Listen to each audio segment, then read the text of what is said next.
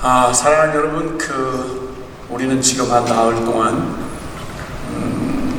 하나님이 그 복음으로 세상을 이처럼 사랑하셔서 하나님 그분이 크고 위대하신 걸 알고, 그리고 그분이 하나밖에 없는 아들을 우리 위에 내어주실 만큼 설명할 수도, 우리의 작은 가슴으로 담아낼 수도 없는, 느낄 수도 없는 너무 엄청난 사랑으로 우리를 구원해 주셨다는 진리의 결론을 적어도 듣고 믿어서 내 삶의 방향을 바꾸고 주님을 따르기로 한 주님의 성도들이며 주의 사역자들인 것은 분명합니다.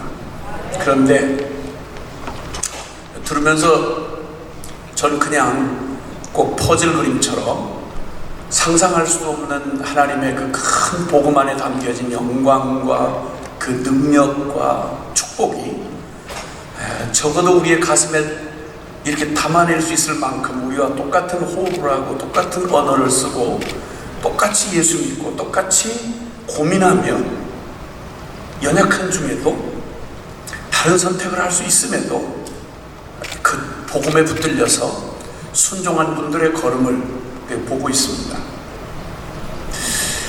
어떤 이에게 우린 똑같은 예수를 믿었고 똑같은 고백을 하며 그리고 똑같은 믿음의 걸음을 걷는다고 하는데, 저분들의 삶에 나타난 순종의 여정에서 나타난 그 고백들,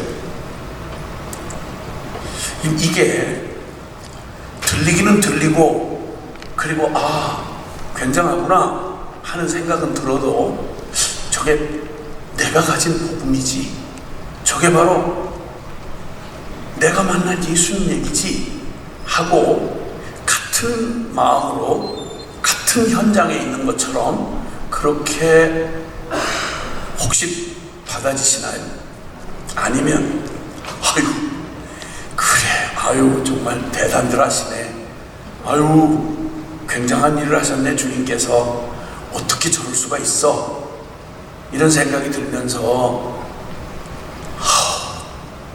나도 까딱했으면 저분들처럼 될 뻔했구나, 아찔하다, 어쩐지 예감이 이상해서 내가 늘 은혜는 받아도 늘 마음을 가라앉히고 정신 차리고 산 게 정말 잘했다, 이런 생각이 혹시 드십니까?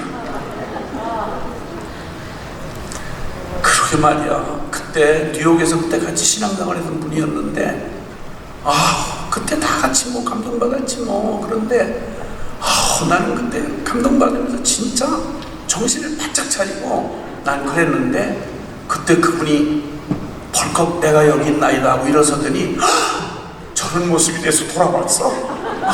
정말 그분은 참 특별한 분이구나, 큰일 날 뻔했구나, 이렇게 마음을 쓸어내리는 혹시 그런 분 계시지 않습니까? 아니면 그냥 멀리서 보는 참 실감은 잘 안 나는 나 같은 평범한 사람에게는 너무 먼 얘기구나, 이렇게 느껴지시나요? 이 질문을 드리면서 저는 숙소를 허락해 주신 그 숙소에서 라가디아 공항이라고 이렇게 공항이 있더라고요. 끊임없이 1분에 한 대씩 비행기가 내리고 1분에 한 대씩 막 뜨더라고요. 끊임없이 오토바이 폭주족이 그냥 아주 날 좀 보소 하면서 지나다니고, 근데 거기 이렇게 바라보는데 진짜 그게 어느 바다 자락이라고 하셨는데 허드슨 강은 어떻게 되는지 모르겠는데 그 멋진 바다, 그리고 무쌍하게 변하는 그 구름으로 채색하고 변화되는 그 하늘, 그리고 가끔 보이는 그 파란, 너무너무 멋지더라고요. 근데 여러분, 이 아름다운 바다와 또 저 하늘과 그리고 또 참 그 멋진 비행기의 이륙과 착륙의 모습들을 이렇게 하염없이 이렇게 바라보노라면 저 아름다운 장면을 가리는 데는요, 큰 산이 가로막을 필요가 없습니다. 딱 남의 손도 말고 제 손바닥 하나 갖다가 딱 눈앞에 가리면 그 아름다운 뉴욕의 저 풍경은 한순간에 가로막힙니다. 큰 태산을 세울 이유가 없습니다. 엄청난 복음의 영광과 능력과 축복을 그 수많은 다양한 사람들을 통해 빚어내시니, 그리고 수많은 증거와 수많은 감동으로 우리 앞에 펼쳐 보여주시면서 그 복음의 영광과 능력과 축복으로 우리를 초대하시는 주님의 초대를 보지 못하는 데는 그렇게 큰 장애가 필요 없습니다. 인류 역사상 최대의 재앙이 닥쳐오고 있었던 때는 바로 노아가 맞이해야 했던 노아 대홍수 심판의 바로 그때였습니다. 그때는 역사상 최후의 마지막 불심판이 아니고는 그런 재앙이 있을 수 없는, 온 세상이 죄악으로 충만해서 도저히 하나님이 사람 지으셨음을 한탄하사 그래서 멸망키로 작정된 그때 이미 하나님의 뜻은 노아에게 계시가 돼서, 그리고 그 노아의 방주를 가시적으로 짓게 만드셨습니다. 노아의 방주가 눈앞에 선연히 보이고, 그것은 심판의 메시지였죠.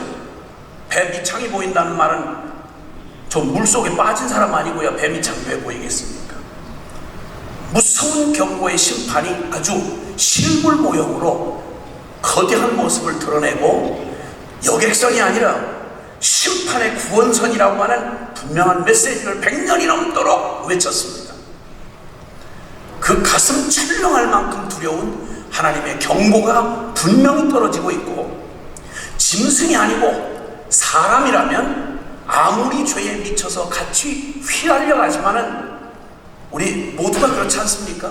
내가 죄를 지을 때는 명분과 합리화가 있어서 죄를 짓고 자기 변명과 합리화로 자기를 위장하지만, 똑같은 죄를 남이 지면 이건 용서 못할 일이 되지 않습니까?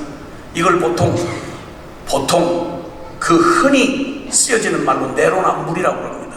내가 하면 로맨스인데 남이 하면 불륜이란 말입니다. 이 사악한 죄인들에게서 나타나는 기가 막힌 그 모순을 주님은 1만 달란트라고 하는 상상도 안 되는, 갚을 수 없는 그 어마어마한 빚을 무조건 탕감해준 1만 달란트 탕감받은 자가 그와는 비교가 안 되는 요만한 쥐꼬리만한 그 빚을 지고 도망쳤던 동료를 만나자마자 멱살을 틀어주고 정의를 부르짖으면서, 야, 인간 이 쓰레기야, 너 같은 놈은 그냥 쳐넣어야 된다. 1만 달란트를 용서받고 그 쥐꼬리만한 정의감을 일깨워서, 그리고 다른 동료를 감옥에 쳐놓고야 마는 이 모순적인 존재가 바로 이 큰 하나님의 은혜를 받고도 도저히 내 받는 것하고 주는 것과 차이를 이렇게 분리시킬 수 있는 이 저주받은 죄인들의 행태입니다.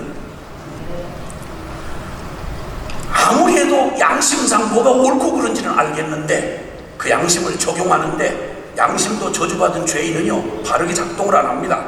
남에게는 양심이 작동을 하는데 내게는 양심이 작동을 안 합니다. 모두가 비판하는 능력을 다 가지고 있습니다. 그런데 다 거룩하지 않습니다.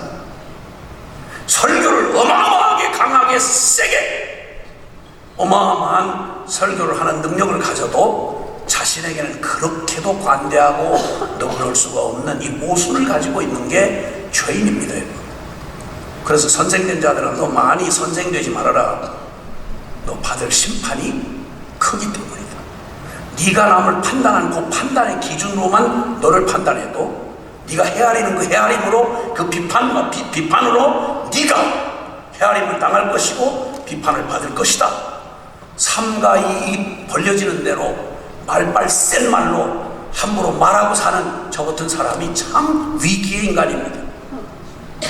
말 쏟아놓은 만큼 말하는 것만큼 사는 게 쉽지 않기 때문입니다.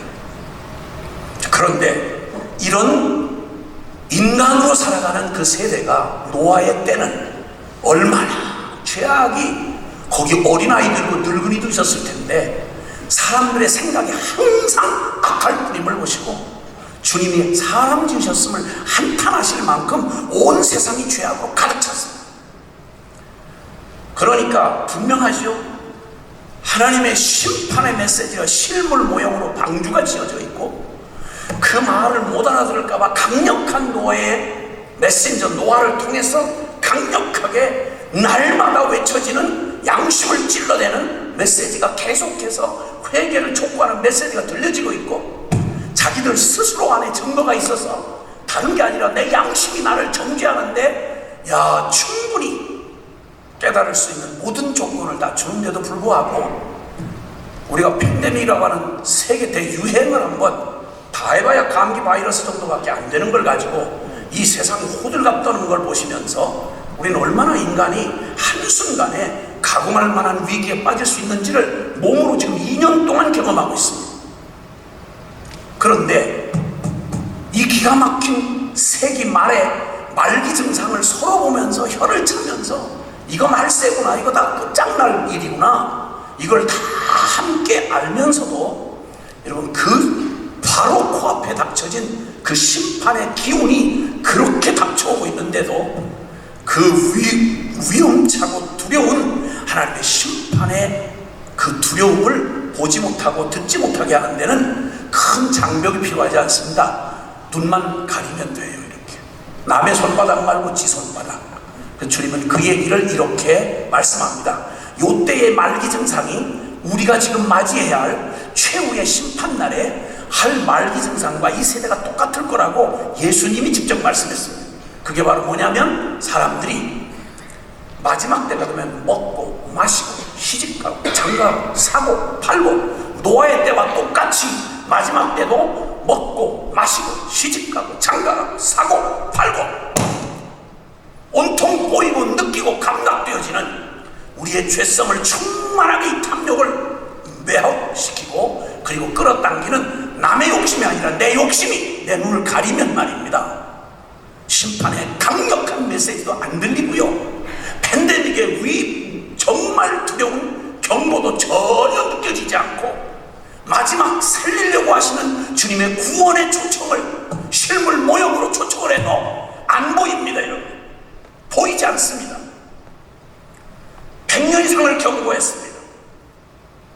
그런데 이 기가 막힌 비극을 막을 수 있는, 기가 막힌 비극을 막을 수 있는 유일한 희망이 바로 그 노아 심판의, 홍수 심판의 첫 절이 시작되는 6장 1절에는요 하나님의 아들들이 인류의 마지막 이 심판을 피할 수 있는 구원의 메시지를 가지고 있고, 그리고 그 마지막 구원의 등대와 같이 그렇게 세워주신 하나님의 아들들이 사람의 딸들의 아름다움을 보고 다 자기가 좋아하는 정욕을 따라 영혼을 팔아먹고 믿음을 팔아먹고 그들과 함께 섞어 육체가 되니, 주님이 말씀하기를 나는 다시는 내 영이 그들과 함께 하지 아니할 것이야. 하나님의 아들들은 역사의 마지막 희망입니다. 그 말은 교회를 말합니다. 그 말은 구원의 복음의 기회를 이 메시지를 갖고 있는 저와 여러분을 말합니다.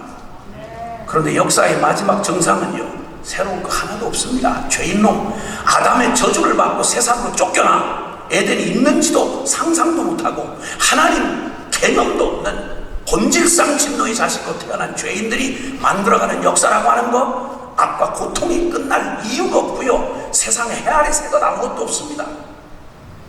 다 그때나 지금이나 한치도 변함없는 죄인들은 여전히 죄인이며, 그들이 만들어낸 모든 문명이라는 게 결국은 그들의 멸망을 재촉하는 일에 기여하는 것 외에는 세상이 유토피아로 만들어진다는 이 새빨간 거짓말, 성경 단호하게 이런 거짓에 대하여 완전히 속일 수 없도록 명확하게 계시록을 통해, 복음서를 통해, 서신서를 통해 신학의 모든 말씀은 정확하게 우리에게 계시해주고 계십니다. 이런 때에 그 메시지를 가지고 있는 교회의 타락, 하나님의 아들들이 사람의 딸들의 아름다움을 보고, 그리고 기대하던 대로 그들은 세상의 영웅이 되었습니다. 생각해 보십시오. 같은 죄인인데 성경의 기독교적 가치를 가지고 적어도 이런 고급스러운 하나님의 율법의 그 틀을 가지고 있으니 하나님만 빼고 얼마나 우리에게 유익합니까? 세련됩니까?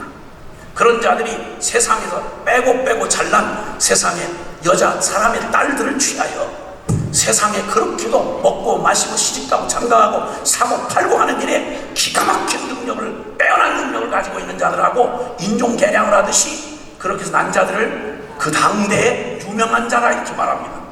타락한 영혼을 파는 교회가 세속을 받아들이고 그렇게 해서 잘 앞장선 하나님이 준 지혜를 가지고 그리고 아주 실력 있는 자들을 만들어냈더니 그들이 죄악을 급속하게 발전시키는 일에 기여하게 됐더라 이 말입니다.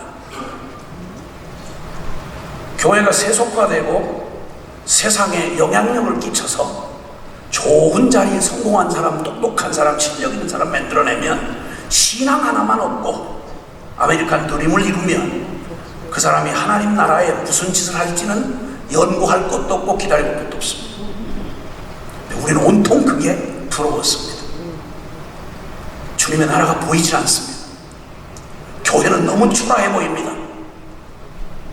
천국 지옥 차마 믿지는 않지만 부인할 수도 없어서 그저 종교세 내듯이 예배당을 드나들긴 해도 그러나 그 거룩한 주님의 복음의 초청 앞으로는 온전히 들어갈 마음조차 없습니다. 이 좋은 세상에 기도를 왜 합니까? 성경을 왜 들고 봅니까? 얘기하면 자극이 세면 전부 은혜를 받는 줄 알았는데 제가 몇십 년을 이렇게 돌아다니고 선교대회다 선교 집회다 하고 나면 그 마음을 정말 자기 것으로 받았으면 당연한 반응이 나와야 될 터인데 근데 그냥 한 대회로 끝나는 경우가 참 많더라고요. 뭘까? 항상 벽이 있어요. 그리고 그 은혜를 받은 분에게 물으면 손사래를 치면서 다른 사람도 아니고 장로님들이 손사래를 치면서 아니 난 평신도입니다. 평신도입니다. 평신도입니다. 누가 가르친 겁니까? 선교는 특별하다고 어떡하다고 운명이 잘못돼서 붙들려 간 사람들에게만 선교입니까? 평신도는 그렇게 안 살아도 된다는 복음이 그런 이중적인 복음이 어디 있습니까? 누가 가르쳐 줬습니까? 어떤 교묘한 선생이 이런 걸 가르쳐 줬나요? 저는 몇십 년을 예수님 만나고 살아서 이거 성경하는 걸 붙들고 살아왔는데 그런 유의 낌새를 어디도 못 찾겠습니다. 그 반대되는 말은 얼마든지 제가 오늘 원고 없이 여러분 시간만 허락이 되면 한 5박 6일은 쉬지 않고 여러분의 그 증거를 성경의 그 증거를 충분히 보여드릴 수 있습니다. 왜 이렇게 됐을까요? 아무것도 아니라니까요. 대단한 무슨 어려움이 있어 그런 거 아니라니까요. 손바닥으로 하늘을 가리듯이 내 탐욕과 그리고 벗겨지지 않는 이 자아에 병든 자아에 이 기가 막힌 나는 이 하나님 없이 그 세속에 푹 절어붙은 우리의 이 병든 자아의 탐욕으로 내 눈만 가리면 안 보인다 이 말입니다. 이렇게 살아가는 게 당연합니다. 뭐 인생으로 태어났는데 뭐 하나님을 알겠습니까? 천국과 지옥을 알겠습니까? 생겨난 욕심 가지고 그냥 한평생 생존 경쟁하면서 그 날마다 죽을까봐 두려워 일생 종로로 타는 그래서 주님은 바로 이런 죄인들을 향해서 그 히브리서 2장 15절에 주님 말씀합니다. 그분이 오신 것은 일생에 죽기에 두려워 매여 종로로 타는 자들을 놓아주려 하심이라 이렇게 말씀합니다. 일생 죽기에 무서워 종로로 타는 사람들이라고 우리 인생을 정의하십니다. 주님의 구원 사역을 달리 표현하면 이 죽음의 두려움에서 종로로 타는 데서 해방시켜 주려고 오셨다고 그렇게 말합니다. 근데 주님께서 이렇게 우리의 이런 두려움에 쌓여있는 우리에게 그저 눈 가리게 딱 요거 벗기만 하면 저 푸른 창공이 그냥 널려있고 그리고 힘있게 날개짓을 할 수 있는 믿음의 날개를 주셨는데도 불구하고 한 번도 쓰지 못하고 저 꽁 사육장에 있는 꽁처럼 어떤 목사님이 잘 알려진 목사님이 드시는 자기가 경험한 얘기를 제가 듣다가 한참 성도들하고 같이 따라 웃었습니다. 그분이 꽁 사육장을 갔는데 자기가 아는 집사님이 야생 꽁은 사육이 안 된다는 게 조류학자들의 얘기인데 한국 사람은 대단합니다. 꽁 사육에 성공했습니다. 그래가지고 하도 궁금해서 어떻게 야생 꽁을, 닭도 아니고 가축이 아닌데 어떻게 야생 꽁을 사육이 가능한가 궁금해서 한번 방문을 가셨는데 상상을 잔뜩 했답니다. 이 예배당만큼은 그래도 적어도 골프 연습장처럼 이렇게 그물망을 천장을 씌우고 그리고 거기서 수천 마리를 키울까 아닐까 하고 상상을 하고 갔는데 무슨 다구리도 아니고 그냥 허리춤에 있는 그걸 무슨 그 닭장 이게 테두리 쳐놓듯이 그 정도로 쳐놓고는 아무것도 없더래요. 닭 비슷한 것들이 멀리서 보이는데 저 꽁이 맞냐? 꽁이라고 하더래요. 야생 꽁이 그렇다는 거예요. 나를 수 있냐? 그렇다는 거예요. 근데 한 마리도 날아가질 않고 그냥 모이를 먹고 얼마나 먹음직스럽게 아주 기름지게 오동통하게 살이 찐 채로 그렇게 얌전하게 거기서 모이를 쪼아 먹고 있더랍니다. 하도 신기해서 이게 무슨 까닭이냐 그랬더니 자세히 꽁 대가리를 보라고 그러시대요. 그래서 꽁 대가리를 가만히 보는데 꽁 머리라는 게 다 해봐야 요만하지 않습니까? 요만하잖아요. 저처럼 머리가 이렇게 우람하면 그럼 보는 게 쉬운데 그 요만한 꽁 머리를 여기서 수천 마리 있는데 이렇게 들여다보니까 뭘 보라는지 몰라서 꽁 머리를 대가리를 보라고 그러더래요. 이렇게 보는데 특별한 걸 모르겠더래요. 더 자세히 보라고 하는데 거기에 코 부리에다가 뭘 좀 이상하게 해서 거의 눈 있는 데께 요렇게 비치도록 뭐가 말하자면 선캡이죠. 선캡. 선캡을 여기다 이렇게 달아놨는데 그 얼마나 앙증스럽겠어요. 제 머리에다 선캡을 씌우면 상상 가능하고 아름다워 보일 수 있는데 꽁 대가리에다가 선캡 비슷하게 걸쳐놨는데 그게 도대체 저렇게 얌전하게 본성을 거스리고 모이만 먹고 얌전하게 사육당하는 일하고 무슨 상관이냐 물었더니 꽁이 아니고 꽁이 두려움이 너무 많은 짐승이에요. 그거는 제가 알아요. 꽁은 너무 두려움이 많아서요 조금만 사람이 가까이 가도 비둘기하고도 알았습니다. 그냥 막 툭툭 올라가고요 겁이 얼마나 많은지 만약 갑자기 가까운 곳에서 웍 하고 이렇게 놀래키면 너무 두려워가지고 날아올 생각을 못하고 지 머리만 아무데나 박습니다. 이렇게 머리 이렇게 좁아갖고 후대인을 다 내놓고 이렇게 있는 거예요. 그 두려움을 활용해가지고 여기다가 그 선캡 비슷한 걸 해놔가지고 꽁 위가 안 보이도록 눈동자가 위를 못 보게 했다는 거예요. 그러니까 안 보이면 겁이 많으니까 고로 안 보이면 없는 거예요. 여러분도 과거에 그러셨잖아요. 하나님이 안 보이면 없는 거예요. 내 눈에 안 보이면 없는 거예요. 무조건. 그러니까 제 눈에 이게 딱 가려진 위를 못 보니까 부딪힐까봐 날아오르지를 못하는 거예요. 날개는 여전히 야생 꽁으로 날아오를 근육과 힘이 분명히 있고 야생성 그대로 남아있는데 단지 하나 보이지 않게 한 이 두려움 때문에 부딪히고 날아오르지를 못하는 거예요. 그리고는 모이 주는 대로만 베는 게 모이밖에 없으니까 그걸 그냥 서로 경쟁하면서 먹고 그리고 누가 더 털빛이 기름진가 누가 오늘 더 재수없게 더 많이 먹었나 서로 경쟁해가면서 더 많이 먹고 더 기름지고 더 성공하고 더 소유하고 이거 가지고 그냥 오직 일희일비해가면서 살다가 때가 되면 그 중에 단 한 마리도 예외 없이 정확하게 때가 되면 주인의 손에 붙들려서 팔려가든지 맛있는 꽁탕의 요리가 된다 이 말입니다. 이 얘기를 들으면서 다들 어처구니 없는 꽁의 모습을 이야기 들으면서 다들 깔깔거리고 성도들이 웃는데 저도 웃었습니다. 저 웃다가 끝말에 갑자기 눈물이 핑 돌더라고요. 누구 생각이 났냐면 교회 안에 앉아있는 성도들 생각이 났어요. 그 복음으로 펼쳐진 그 어마어마한 하나님의 영광과 그 축복과 능력의 복음 몇몇 분들의 선교사님들의 무용담이 아니라 누구라도 믿기만 하면 아브라함이 곧 나의 그리고 다니엘이 곧 나의 세상의 성경의 역사에 빛나는 하나님의 사람들이 똑같은 나와 똑같은 육체를 입고 나보다 훨씬 더 어려운 시대를 살면서 동일하게 매이지 아니하고 역사를 바꾸는 그런 사람들로 살았던 그들이 경험했던 저 창공 펼쳐진 저 하나님의 약속의 창공을 믿음의 날갯짓을 하고 날아오르기만 하면 좀 약간 두렵긴 하지만 고개를 들기만 하면 보였을 하늘이 있는데 이걸 생각도 못한 채 주어진 운명에 그저 떨어진 밥그릇 모이나 쪼아먹다가 살찌워가지고 그리고 잡혀먹는 그 꼴처럼 한 번도 믿음으로 살아보지 못하고 신앙생활 30년, 40년, 50년을 하고 대를 물려가면서도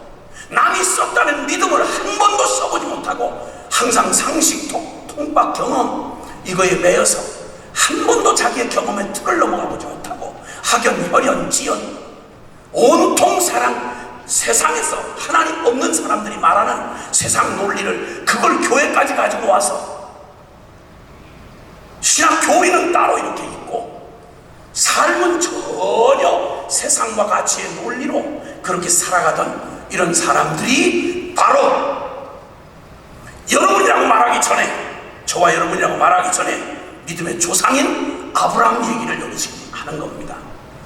가슴이 큰일 날 뻔했구나. 꼭 내 얘기 한 줄 알았네 하고 아마 지금 가슴이 철렁하셨을 텐데 아직은 놀래기는 좀 시간이 이르십니다. 제 얘기는 조금 얘기가 너무 여러분과 동일시돼서 이렇게 하더라도 절대 정신 차리셔야지. 오늘 선교대의 마지막 날 이때가 위험한 날입니다.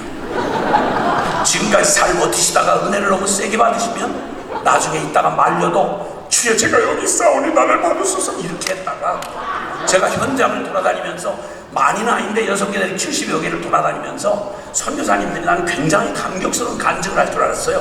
날 보고 뭐라고 그런 거 아니 그 어떻게 내가 선교사님 되셨냐고. 지금 나는 많은 사람을 보는데 천에 하나 만에 하나 선교사님이 그렇게 어려운데 아니 무슨 은혜를 이렇게 특별히 받아가지고 여기까지 와서 이 고생을 하고 계시냐고. 그러면 막 눈물을 흘리면서 주님의 사랑이 또 그럴 때 그래서 큰일 막 이럴 줄 알았어요. 근데 대부분의 선교사님들이 누가 나오고 싶어서 나와요?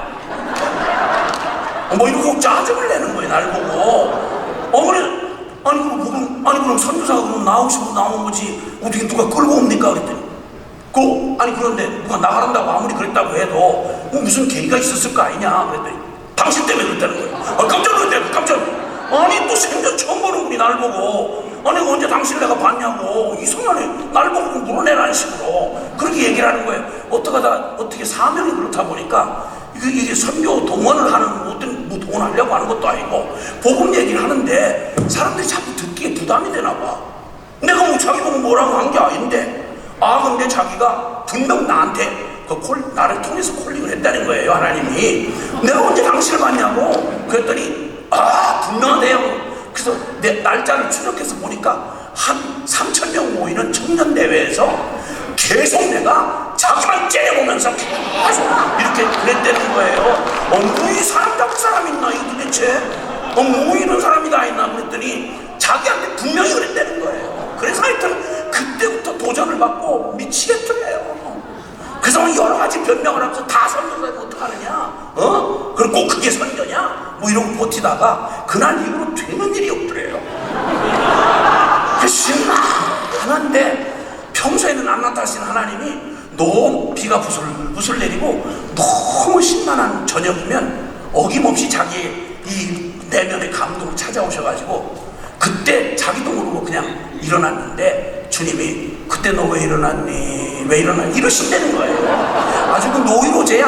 노이로제가 죽을 뻔했대. 이렇게 죽느니 차라리 나가서 죽자 이렇게 해서 선교제 나왔다는 거예요. 어떤 분은 졸다가 선교대 끝날 졸다가 이렇게 아니 늦게 도착해가지고 밥도 못 먹고 저녁에 참석을 했는데 갑자기 그 짧은 시간에 끝날 만한 못했잖아 지혜요. 못했잖았지.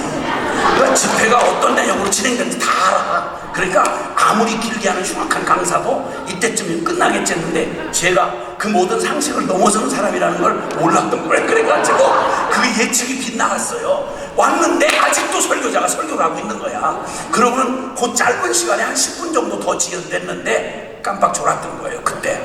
근데 갑자기 졸고 있는데 사람들이 우르르 일어나더래요. 이제 축도하는 시간인가 보다. 그러고 그냥 부담 없이 일어났는데 세상에 나중에 알고 봤더니 이게 선교사 콜링하는 시간에 일어나는 거예요. 이게 마지막까지 긴장을 놓지 않으면 마지막 끝날 큰 날에 하나님이 하시는 일이 우리 주님이 아주 정확하시거든요. 나는 이런 얘기 할 때마다 너무 통쾌해. 아주 반질반질하던 분들이 긴장을 이제 끝났겠지 하고 긴장하다가 마지막 한 방에 그냥 끌려나가서 고생하는 분들을 보면 몸이 통쾌해요. 왜냐면 아니 똑같이 예수 믿고 똑같이 천국 가는데 왜 우리만 선교사 해야 돼? 왜 여러분은 계속 뉴욕에서 이렇게 뉴욕 하면서 사시냐고. 아니 어차피 똑같이 예수 믿고 똑같이 천당 가는데 왜 우리만, 물론 죄인이지, 죄인이지만 같이 죄인 아니에요? 근데 왜 우리만 이래야 돼? 같이 죽자 이거예요. 그러니까 이번 선교대회가 솔직한 말로 말은 멋지게 뭐 뉴욕 선교대회 이랬는데 여러분하고 같이 죽자!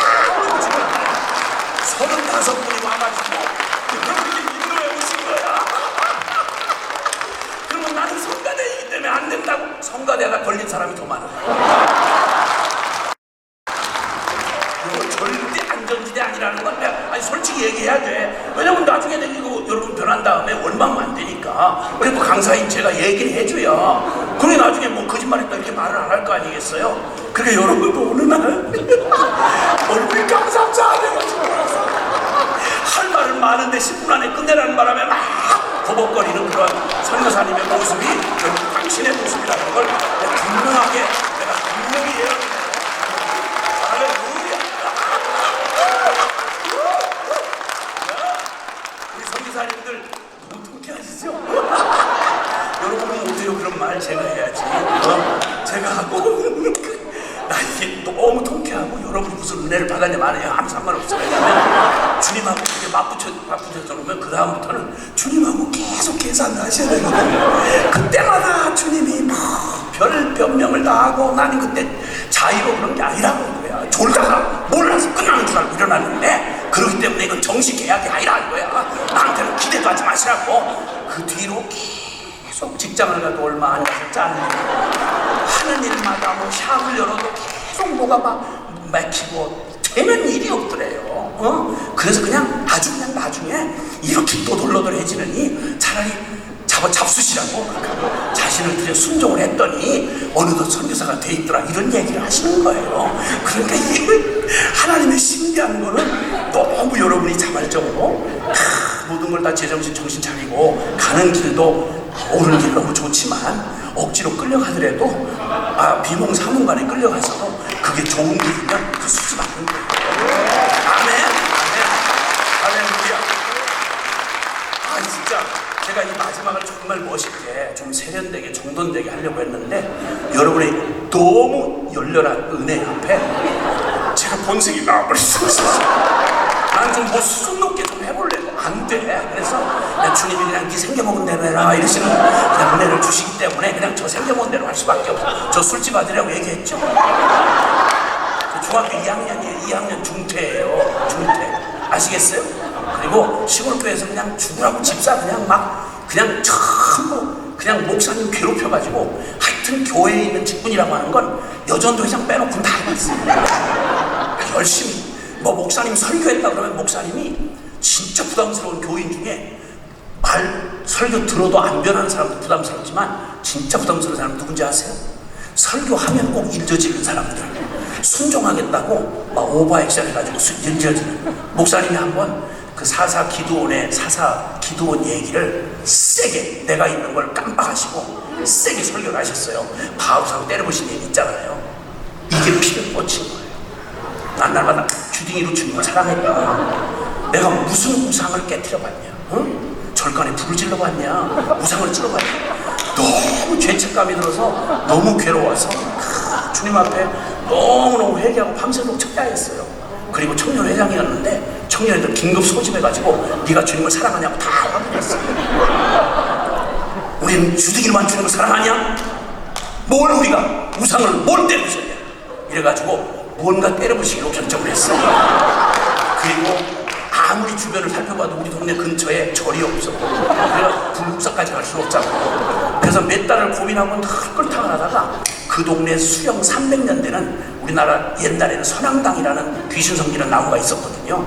300년 수령 300년 비워놓고 보니까 300년이야. 그걸 가지고 청년의 특별 사업으로 약 이틀 동안 우상 타파 운동을 하기 위해서 청년이 이틀 동안 도시락 싸가지고 와서 교대로 십자가 불명부나 주의에 기들밥사랑 이렇게 해가지고 그걸 자르는 바람에 박정희 대통령 시절에 완전히 군사통찰 때 아니에요. 그때는 하도 나무를 긁어다 떼가지고 벌거숭이 날마다 홍수날 때야. 그래가지고 살림법을 강화시켜서 1년생 이상 되는 나무를 허가 없이 비웠다. 현장 구속이 가능한 법을 만들어줬다는 걸 몰랐어요, 우리가.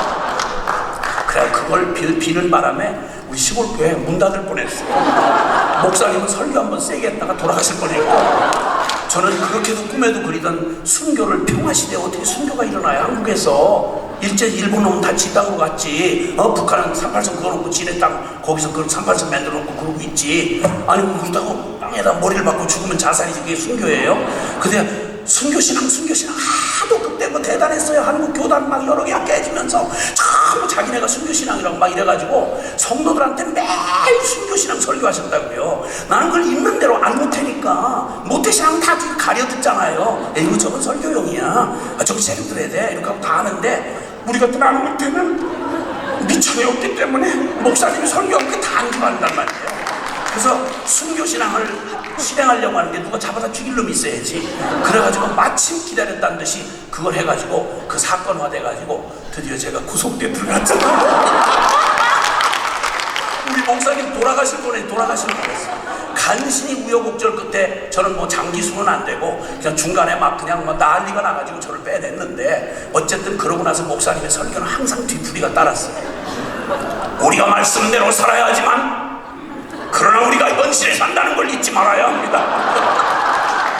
아유, 난 너무 죄송해요. 우리 목사님 진짜 목회할 때 어려운 게 바로 그런 사람들이 어렵잖아요, 사실.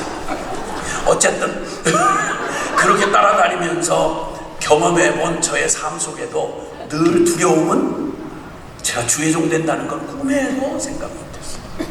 평신도 자식들은 선교사로 바치면서도 세상이 말하는 자격 다 갖추면 애들은 자라서 자격 갖추면 되니까 나 같은 놈은 안 돼. 난 평신도야. 목사님 시키는 대로 심부름 이거 하다가 죽는 것만도 내 영광이야. 꿈에도 난 꿈이 장로였어요. 장로가 꿈이었다고요. 장로 군번으로 굉장히 높은 사람이에요. 제가 나이는 얼마 안 됐어도 10년 만에 시골교회에서 안수집사 되고 피택 장로 시키려다가 나이가 너무 새파래가지고 조금 기다리라고 유보시킨 사이에 주님한테 우리 목사님 뺏겼지 나를. 그래서 저를 복음전도자로 쓰신 거예요. 그렇게 주님 따라서 믿음의 길을 걸으려고 했던 저에게 하나님께서 세월이 지나면서 주님의 부름 받고 복음에 감격해서 나 같은 이런 무지랭이 같은 인간도 내가 만난 예수만 전하면 되는 그 부름에 순종하며 가다가 제가 늘 주님의 그 사랑을 믿고 천국 가는 이 영생 얻은 기쁨만으로도 무소유로 살겠다고, 그리고 조금은 남달라 보이는 열심을 살았지만 저는 제 최선의 한계를 너무 보질 못했어요. 늘 복음을 얘기하면서 사는 건 인간 최선 자꾸 얘기하시니까 그렇게 미치겠는 거예요. 혼돈이 돼서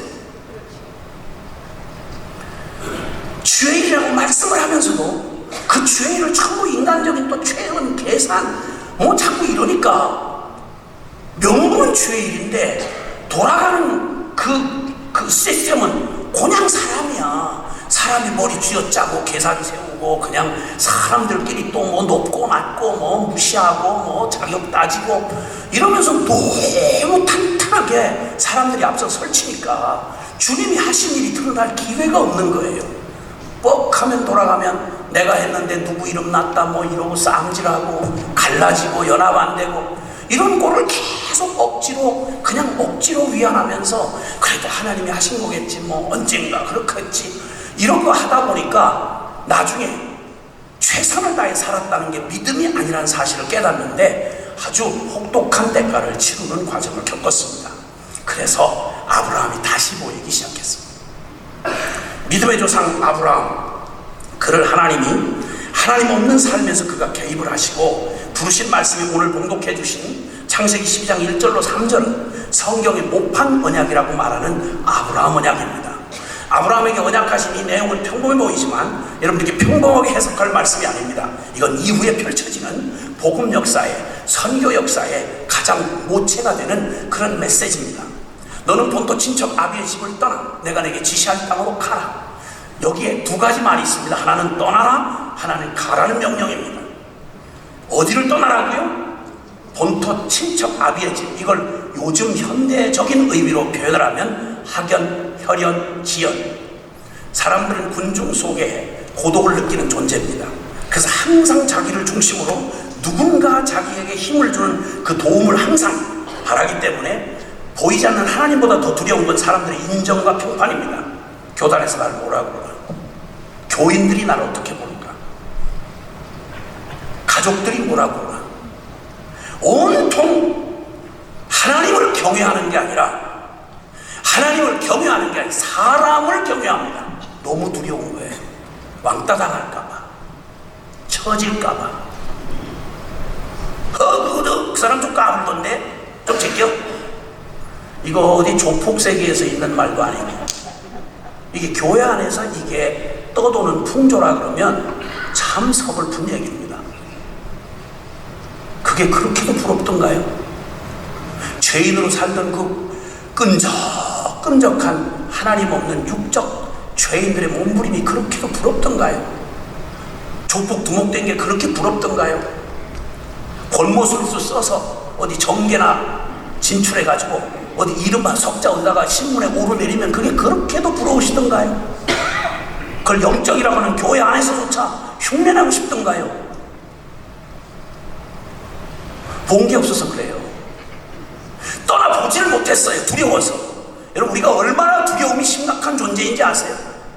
완전히 영적 부하처럼 매일 기도가 벗어나지 못하는 기도의 내용이 무엇을 먹을까, 무엇을 마실까, 무엇을 입을까. 누가복음 12장 29절에 주님이 하신 말씀에 너희는 세상 사람들이 구하는 것처럼 하늘 아버지가 없는 영적 부하처럼 뭘 먹을까, 뭘 입을까, 뭘 마실까 날마다 눈 뜨면 왜 그렇게 학벌을 그렇게 중시하죠?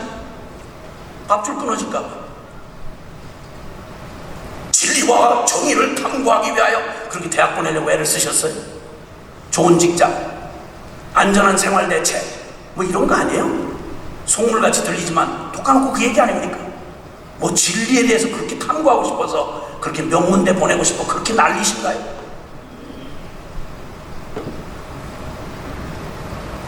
우리가 두려워하는 건 실제 뭘까요? 늘 그냥 날마다 덜덜덜덜 떨면서 어차피 우리 나그네요. 우린 이민자입니다. 주님께서 터 잡고 이 땅에서 뭔가 해결이 된 것처럼 여기는 뭐 그 무슨 증 얻으면 그러면 여기 무슨 천국 됩니까? 아니요. 결코 그렇지 않아요.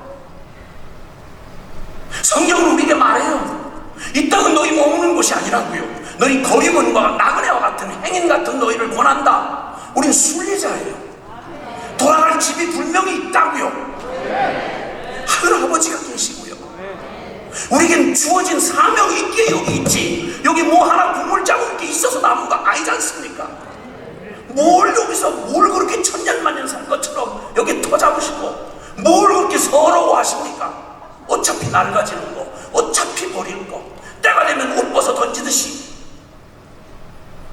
우리에게 하나님이 주신 이 짧은 인생을 그냥 하나님 없고 사명 없으면, 천국 없으면 산다는 자체가, 살아있는 자체가 저주입니다. 조금만 눈을 들고 여러분 조금만 세상을 보세요. 세상의 매스미디어가 정의와 진실을 전해주지 않는다는 것쯤은 인생 조금 살아보신 분은 알 거예요. 세상은, 세상의 뉴스는 관심이 그런 데 있지 않아요. 하나님이 하시는 일을 보여주지 않아요. 이 땅에 진정한 비극 안 보여줘요. 기도해보는 사람, 온 땅의 열방의 영혼들을 향해 사랑하시는 주님의 관점으로 기도하는 사람 눈 아니면 안 보입니다. 그저 화려한 뉴욕이 보일 뿐이죠. 비참한 세상입니다. 정말 안타까운 세월입니다.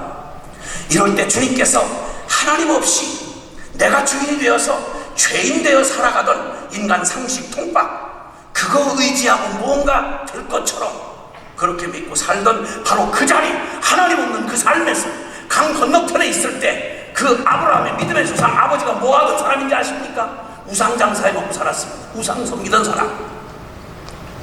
거기서 주님이 뽑아내셔서 나무가 땅에다 뿌리를 박고 사는 게 우리의 이치인데 이걸 뽑아가지고 뿌리를 뽑아서 뿌리를 하늘에 대고 살라는 말입니다. 그러니 누가 용기 있게 믿음 아니면 살아계신 하나님과 그의 약속을 믿는 믿음이 아니면 누가 이 믿음의 삶을 살겠어요? 예배당까지 나온 건 하나님의 특별한 섭리입니다. 주님은 여러 가지 믿을 수 있도록 수많은 그런 실물무용 이스라엘처럼 수많은 기적과 체험과 여러분의 계기를 주셔서 예배당까지 나오게 한 거 하나님의 한량없는 은혜입니다. 그러나 예배당까지만 나오지 마시고 천당까지 가게 되시기를 바랍니다. 좋은 목사님을 만나는 건 일생일대의 축복입니다. 그러나 목사님만 만나고 돌아가지 마시고 목사님을 통해 살아계신 예수님을 만나게 되시기를 바랍니다. 할렐루야. 아멘. 우리 이 믿음에는 믿음의 조상의 삶에 드러난 뚜렷한 두 가지, 그 믿음에 뚜렷하게 드러나는 두 가지 특징은, 첫째는 떠나는 것입니다. 내가 주인 되고 내가 본성적으로 이 땅에 육체를 가지고 태어나서 하나님 없이, 그리고 세상 돌아가는 그 밝은 세상이고 육적인 것에 단련된 하나님 없이 살아가던 모든 삶의 이 터를 쏙 뽑아서 근거를 없애는 것입니다. 지금처럼 비자 받고 여권 받고 이렇게 해서 가는 여행이 아니라, 이 이민이 아니라, 그때는 경계와 경계가 분명치 않았던데 타민적으로 걸어가면 그 곧바로 전쟁 상태입니다. 살던 터를 떠날 수 없는 건 같은 좁은 대한민국 땅에서도요, 옛날에 유행하던 걸 타양살이 10여 년에 눈물만 가득하네 뭐 이런 유행가 가사가 나올 정도로 부산 사람 서울 와서 당하는 어려움, 육지 사람이 섬에 제주도 가서 20년 30년 살았는데 지금도 타일입니다. 이 기가 막힌 이렇게 철저하게 땅에서 요거 조금만 바뀌고 언어만 좀 바뀌어도 그렇게 타양살이 소름이 그렇게 큰데 누가 감히 인간의 육정을 가지고 자기의 본래 살아가던 터를, 상식을, 그걸 깨고 거기를 떠나가겠습니까? 이런 일은 그냥 안 일어납니다.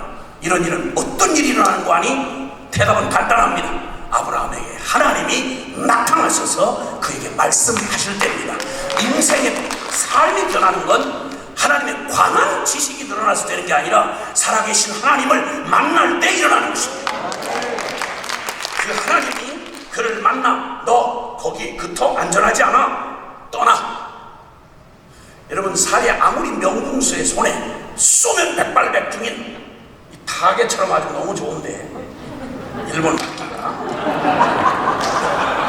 명궁수가 쏘면 백발백중인 궁수가 화살을 잔뜩 당겨가지고 화살을 놓기만 하면 백발백중인데, 아무리 명궁수가 화살을 당기고 쏘기 직전까지 당겨 놓아도 이 시위를 떠나지 않는 화살은 절대 목표지에 갈 수가 없습니다.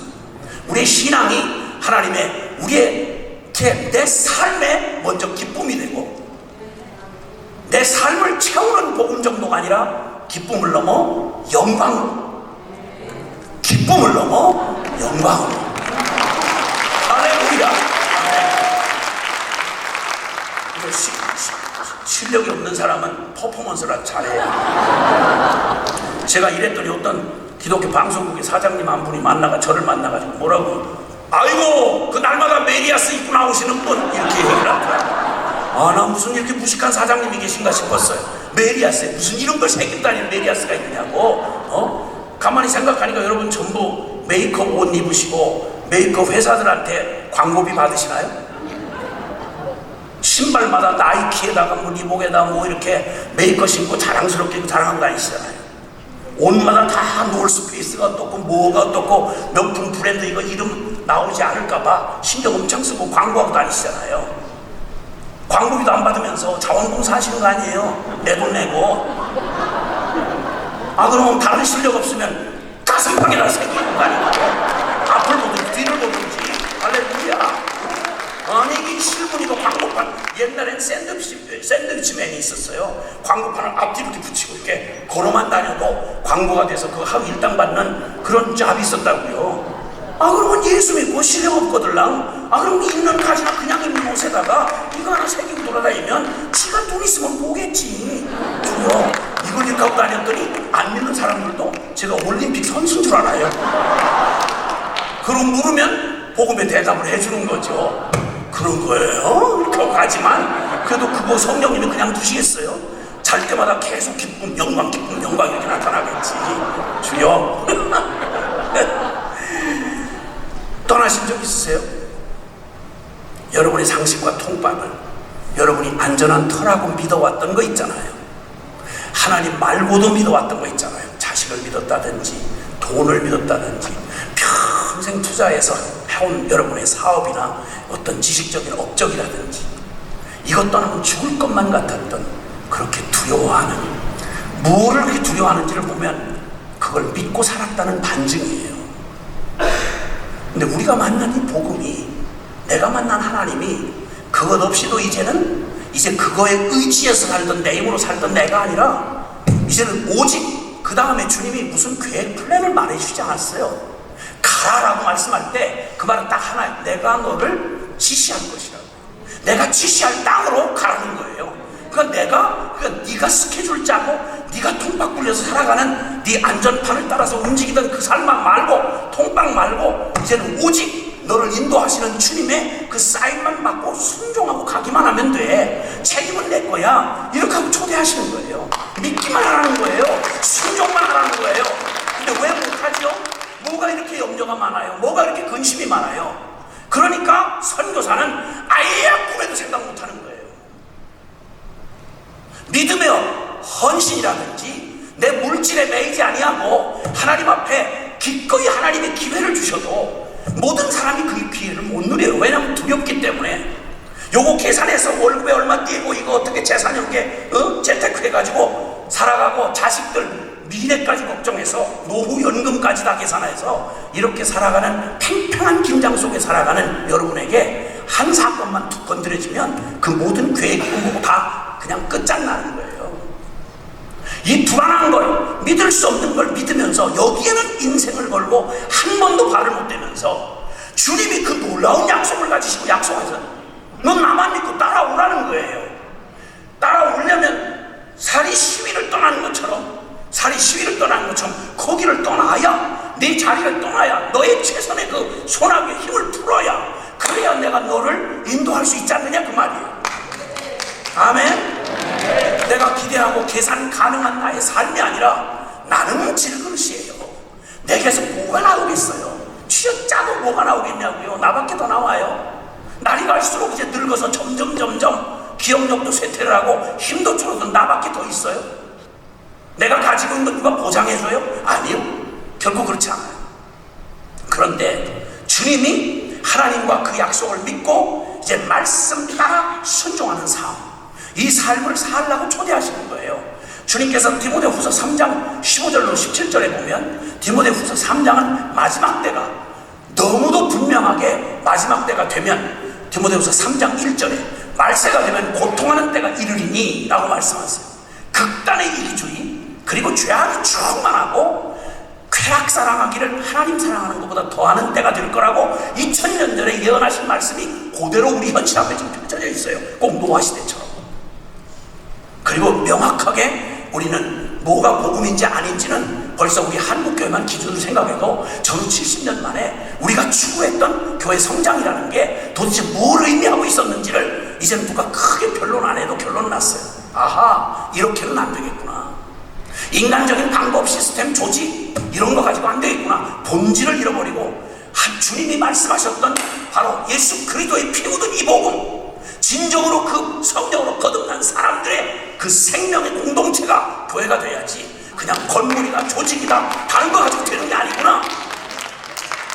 결국 사람 하나 제자 삼으면 그 속에 모든 말이 다 들어있는 주님의 이 가장 단순해 보이고 확실한 약속, 그 명령지상 대명, 이거를 혼돈하지 말고 너무 똑똑해서 희석하지 말고 순종해서 십자가에 피 묻은 무식해 보이는 이 복음, 유대인에게는 거리끼고 이방인에게는 어리석어 보이는 이 복음이지만 그러나 하나님의 부르심을 받은 자들에게는 이 십자가의 그리스도야말로 하나님의 지혜요 하나님의 능력이라 이 확신 가지고 생명의 이 말씀에다 오직 목숨 걸고 그 마지막 때가 혼돈의 때가 오면 사람들이 경쾌락을 사랑하기를 하나님 사랑보다 더하며 수많은 사람들이 자기 귀를 가렵게 해줄 진리를 공부한다고 계속 여기저기서 항상 배우나 결국은 진리에 이르지 못하는 방황하는 무리들이 온통 교회를 휘젓고 다니면서 방황해요. 누구라고 탓할 수가 없어요. 모두의 원인이에요. 오늘은 우리 한국 교회가 그래요. 누가 아니라고 그러겠어요. 한국의 이름 석자만 되면 여러분 다 아시는 한국교회를 대표하는 한 분이, 제가 거기 그 집회를 한번 갔다가 그분께서 그 교회가 얼마나 폭발적인 제일 급성장한 교회 중에 하나입니다. 그분이 정직하게 말하시더라고요. 교회를 개척하려고 할 때 굉장히 거창한 개척을 하려고 비전을 세웠다가 자기에게 처음 찾아온 성도들이 70~80%가 전부 다른 교회에서 상처받은 사람들이라는 거예요. 지가 상처를 줬는지 받았는지 알 수는 없지만 어쨌든 교회 이거 아닌데 이렇게 하고 오갈 데가 없어 방황하다가 자기 처음 개척을 하는데 몰려온 성도들이 70~80% 이상이 교회에 대한 왜곡된 상처와 아픔을 가지고 있더래요. 그래서 당신은 교회 목회 비전을 다 버렸대요. 그리고 오직 하나, 교회가 다 그런 건 아니야. 교회에 대한 오해를 풀어주자고 교회다운 교회를 한번 세워보겠다고 그냥 그게 목회의 비전이 됐고, 그래서 그 모든 것들을 그들이 원하는 대로 그들이 꿈꾸는 교회의 비전을 받아서 그렇게 했더니 교회가 이렇게 커졌다, 이렇게 말씀을 하시더라고요. 그 끝만에 저는 계속, 그분은 그런 식으로 말씀하시고 저는 계속해서 원색적인 복음만라고 얘기를 했죠. 집회 내내 그분은 계속 삼시세끼를 계속 강사 대접한다고 당회장 목사님이 계속 식사 자리에서 계속 그 교회가 어떻게 성장해 왔으며 어떻게 성공했고 어떻게 많은 사람들이 자발적으로 참여하는지를 그냥 남이나 부러워하는 그런 얘기를 계속 삼시세끼를 아침 점심 저녁 계속 나는 강단에서 떠들고 그분은 식사 때 막 말씀하시고 그렇게 해서 계속 그러시다가 마지막 날 그분이 말씀하시면서 한숨을 푹 쉬시더니 참 인간은 안 바뀌대요. 저들 하자고 모든 것 다 채워줬는데 사람은 정말 안 바뀌대요. 사랑하는 여러분, 우리의 선교의 대선배였던 중국 선교의 허슨 테일러는 그런 말을 했습니다. 수많은 사람들을 만날 수 있게 해주는 문화적이고 그리고 여러 효과적인 방법으로 수많은 사람을 만나지만 그러다 한 명을 성령의 능력으로 그를 복음의 사람으로 변화시킬 수 없다면 우리의 모든 문화적인 도구, 이 모든 이것이 무슨 의미가 있겠냐고요. 수천 명을 효과적으로 만나고 수천 명에게 이렇게 하지만 그들을 진정한 제자로 만들 수 있는 성령의 능력이 없다면 이건 우리는 무슨 유익이 있겠냐고 이렇게 말을 하더라고요. 맞습니다. 이제 우리는 그 결과를 너무도 분명히 봤습니다.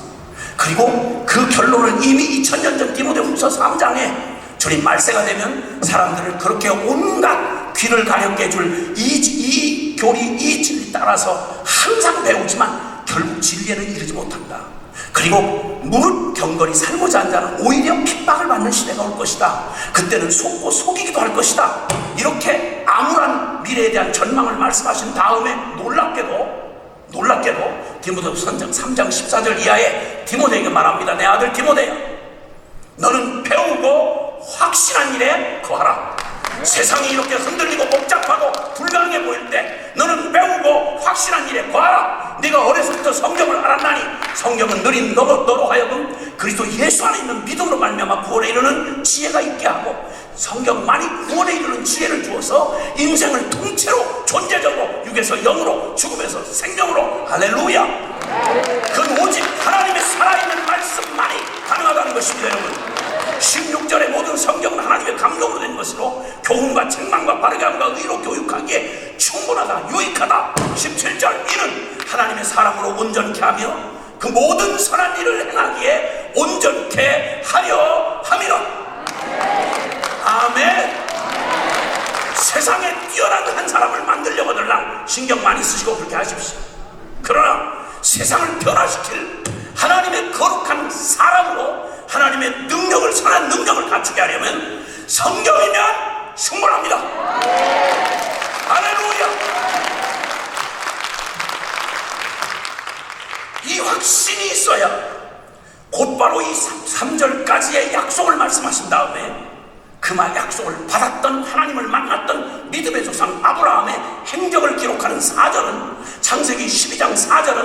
이에 아브라함이 여호와의 말씀을 따라갔고, 할렐루야.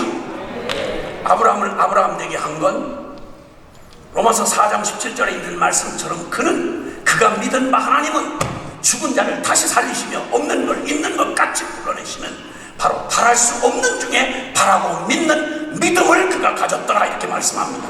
바로 그겁니다. 우리에게서는 기대할 수 없지만, 계산기가 터져나가서 계산이 안 되지만, 어떻게 우리 선교사님들 잠깐 여기 오셨던 선교사님들이 말씀한 것만 해도, 어떻게 불가리아 땅에, 어떻게 일본 땅에, 어떻게 인도 땅에 그 기가 막힌 걸로 얼룩져있고 혼잡해 있는 그곳에 무슨 그런 일이 일어날 수 있을까? 사람으로서는 할 수 없다고 주님이 미리 말씀하셨습니다. 그러나 하나님으로는 하실 수 있느니라. 우리는 그 믿음 가졌기에 우리는 선교에 감히 우리 일생을 바칠 수 있습니다. 그 믿음을 가졌기에 뉴욕 한복판에서 저와 여러분같이 불가능한 우리를 향해서 주님은 오늘도 변함없이 벽을 치는 것 같아도, 이게 무슨 일이 일어날까 싶어도 우리는 살아계신 하나님의 말씀을 그저 미움을 받아도, 원망을 받아도 하나님의 신실한 사람들을 주님만 알아주면 되고, 너 잘했구나, 내가 전하라는 말 네가 전했구나, 뒷대기를 맞고 무시를 당하고 단척을 받아도 너 잘했구나, 너 신실한 나의 종이구나, 네가 작은 일에 충성했으니 내 큰 즐거움에 참여해라. 오 주님, 우리의 눈을 열어 주님을 보게 하옵소서. 우리의 믿음의 선배여 우리 땅을 찾아왔던 선교사들이 언더우드의 기도처럼 주연의 믿음의 눈을 열어서 조선의 100년 후를 보게 해주옵소서.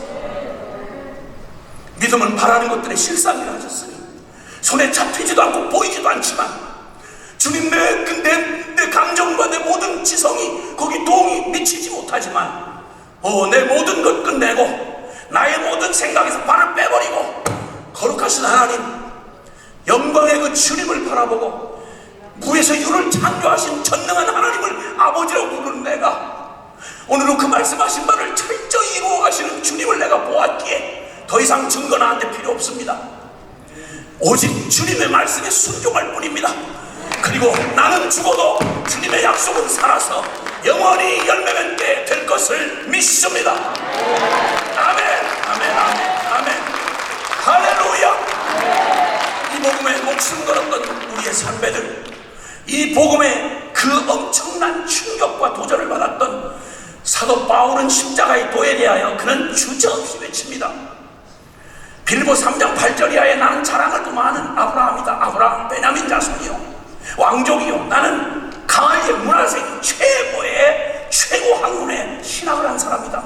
율법의 열심으로 모든 사람들, 대제사장들의 공의를 받은 사람이다.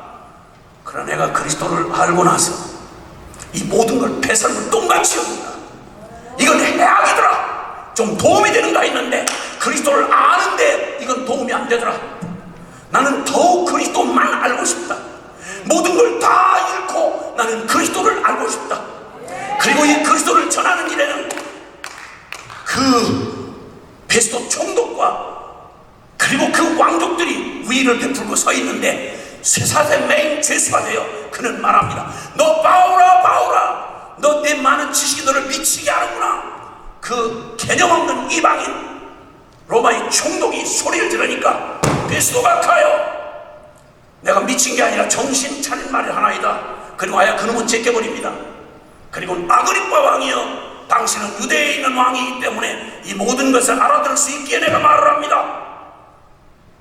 모두가 다 전세가 폼은 왕과 죄수 사이인데 내용은 완전히 뒤바뀌었습니다. 죄수 쇠사슬에 매인 죄수가 내가 이 사슬에 매인 것 외에는 이것까지 본받으라면 겁에 질릴까봐 쇠사슬에 매인 이것 빼고는 당신들이 나와 같이 되기를 바라나이다. 오 주님 그리스도인은, 살아계신 하나님을 붙잡은 사람들은, 이 진리의 영원한 진리를 확신하는 사람은 여러분 시흥에 거기에 휘둘리지 않습니다. 사람들의 평판에 울고 웃고 하지 않습니다. 내 눈의 계산에 휘족되지 않습니다. 아무것도 안 보여도 우리는 우리가 주님이 주신, 맡겨주신 복음과 기도를 우리 주님 앞에 순종하여 드렸다면 나는 떠나가도 주님은 영원히 계셔서 그 일을 이루실 거기 때문에 아무것도 두렵지 않습니다. 후회하지 않습니다. 오직 주님 그분만이 영광을 받으실 것을 믿기 때문입니다. 그러므로 오직 믿기만 하면, 주님께서 약속하신 이 말 알고 나면, 여러분 이건 엄청난 얘기입니다. 주님이 창세기 12장 1절에 3절에 약속한 그 말씀은 출애굽기 19장에 너로 큰 민족을 이루겠다는, 그게 수백만 명이 되어 애굽에서 기적 같은 출애굽을 하고 시내산에서 주님이 다시 아브라함과 맺었던 언약이 어떻게 성취됐는지를 말씀하시면서, 내가 너를 하나님의 특별한 소유로 삼고 이스라엘이여, 너를 특별한 소유 삼아서 제사장 나라가 되게 할 것이다. 너희를 보고, 영이 죽은 저 이방의 모든 영혼들이 살아계신 하나님을 너희를 보고 알게 되고, 그리고 너희에게 준 하나님의 말씀이 성취되는 너희의 역사를 보고 그들이 하나님의 말씀을 깨달을 것이며, 그리고 그 말씀이 결론적으로 외치는 영원한 메시아 구원자 하나님을 만나는 그 일생일대 최고의 사건, 메시아를 보낼 것인데, 그가 그리스도요, 그가 예수로 이 땅에 오셔서 이 인류를 구원하는 이 복음, 어마어마한 복음을 가진 게 바로 아브라함 너희 조상에게 준 약속이고, 너는 복의 근원이 된다. 아브라함 그는 영광의 씨자락도 못 봤습니다. 이삭을 100세에 낳은 아들 이삭을, 그걸 남겨두고 죽었습니다. 가나안 땅을 배회하다가 죽었습니다. 그 아들 이삭도 마찬가지였고 야곱도 마찬가지였고, 조상들의 그 비참하고 소망 없는 그들의 이야기가, 족장들의 이야기가 초라하기 짝이 없는 그 초라한 몇몇 사람, 단 한 가지 특징만 빼고, 그것은 살아계신 하나님을 믿는 믿음이었습니다. 밑도 끝도 없는 하나님 수준의 약속을 받았습니다. 너에게 준 복음은, 이 씨앗은 지금은 씨앗처럼 보이지만 이것은 온 모든 민족을 구원할 복음을 담은 하나님의 약속의 씨앗이다. 이 약속 하나 믿고 그들은 살다가 아무것도 보지 못하고 죽었고, 이삭도 죽었고 야곱도 그렇게 죽었고, 그리고 팔려간 야곱의 아들 요셉 때문에 애굽 땅에 가서 400년 모진 세월에 핍박을 받는 속에 어마어마한 가공할 만한 세상의 모든 세력을 가지고 그들을 짓밟고 뭉개려고 했지만 하나님의 약속을 뭉갤 수는 없었습니다. 약속대로 큰 민족을 이루어주셨습니다. 할렐루야. 그리고 그들이 주님 앞에 맺은 언약을 통해서 너희는 제사장 나라가 될 것이다. 지금으로 말하면 선교적 공동체가 될 것이다. 이스라엘은 부정이든 긍정이든 살아계신 하나님과 그의 복음을 전하는 통로가 됐다고 신약성경 갈라디아서 3장 8절 9절에서 말씀합니다. 모든 이방인 믿음으로 말미암아 의로 여기심을 받으실 것을 미리 알고, 하나님이 아브라함에게 전한 이 창세기 이 약속은 선교의 약속이었고, 이 약속은 열방을 구원하시는 하나님의 놀라운 구원의 복음이었습니다. 그 복음을 먼저 너에게 전해주고, 그리고 그 복음을 맡겼던 이스라엘의 순종이든 불순종이든 그들을 통하여서 하나님이 온 세상에 구원을 주신 아들 예수 그리스도를 이 땅에 보내주셨고, 그리고 그 보내주신 예수 그리스도를 통해서 이스라엘은 실패했지만 하나님은 그들의 실패를 오히려 악을 선으로 갚으셔서 우리를 위한 십자가 구속을 완성시키시고, 그리고 그 예수를 믿기만 하면 구원받는 천하의 이런 복음이 어디 있단 말입니까? 어떻게 영원히 울어도 뼈가 닳도록 갈고 닦아도 이놈의 죄를 벗어날 수 없는 우리에게 한 푼도 요구하지 않으시고, 불가능한 우리에게 믿기만 하면 구원받는 복음을 주셨다니요. 이게 무슨 복음이란 말이니? 이 엄청난 복음, 유대인이든 이방인이든, 심지어는 숨떨어지기 직전에 우편 강도에게도, 기가 막힌 일곱 귀신이 들리던 막달라 마리아에게도, 사마리아 수거성 여인에게도, 율법으로 똘똘 뭉쳐 불가능하던 니고데모에게도 동일한 완전한 복음, 믿기만 하면 구원받는 이 어마무시한 이 온 인류를 구원할 이 엄청난 복음을 이스라엘을 통해서 이 땅에 나타나시고, 그 복음을 생명으로 받은 교회를 이곳에 두사 저와 여러분을 머리 대신 그리스도 안에서 각 지체가 된 우주적 몸된 교회를 만드셔서 우리의 순종을 통하여 우리 완전할 필요 없이 새끼 발가락이든지 우리의 맡겨진 바에 최선을 다할 때 머리 된 주님이 우리 모두를 이렇게 어느 곳에 어떻게 이런 일들을 하고 있는지 모르지만 함께 모아놓고 보니까 세상의 이 완벽한 퍼즐 그림처럼 어떻게 주님이 이렇게 아름다운 일을 곳곳에서 이렇게 다양하게 이루실 수 있었나?